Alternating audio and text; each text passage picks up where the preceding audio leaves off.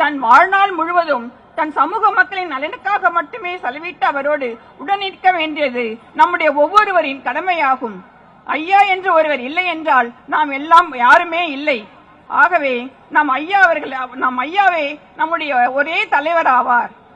மாறாக நான் தான் தலைவர், நான் தான் தலைவி என்று கூறிக்கொண்டு 100 நாட்கள் சொகுசு பயணம் புறப்படுவர்கள் மத்தியில் அரை நூற்றாண்டாக ஐயா அவர்கள் கிராமங்கள் தோறும் நடந்தே இயக்கத்தை கட்டி காத்து ஐயாவை மறந்துவிட்டு கட்சியை பிளவுபடுத்தி வருகிறார்கள். இவற்றையெல்லாம் முறியடிக்க ஐயாவின் கரத்தை வலுப்படுத்துவோ வேண்டும். அன்றைக்கு ஐயா கட்சியை உருவாக்கிய போது சீனிலேயே இல்லாதவர்கள் எல்லாம் இன்று நாங்களே கட்சி என்று சீன் போடுகிறார்கள்.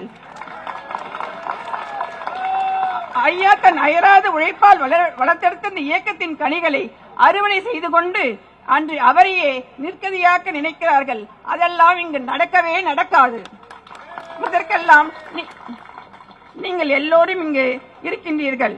இங்கே உரிமையை மருத்துவர் ஐயா அவர்கள் தலைமை வென்றெடுப்போம், வெற்றி பெறுவோம் என்று கூறி இங்கு வருகை தந்துள்ள உங்கள் அனைவருக்கும் என் உயிரின மேலான அனைத்து உறவுகளுக்கும் நன்றியை காணிக்கையாக்கி விடைபெறுகிறேன். நன்றி, வணக்கம். இந்த ஆர்ப்பாட்டத்தை மிக சிறப்பாக நடத்துவதற்கு கடந்த 10 தினங்களாக பெரும் முயற்சி டெல்லியில இருந்து அதற்காக பல முயற்சிகள் எடுத்து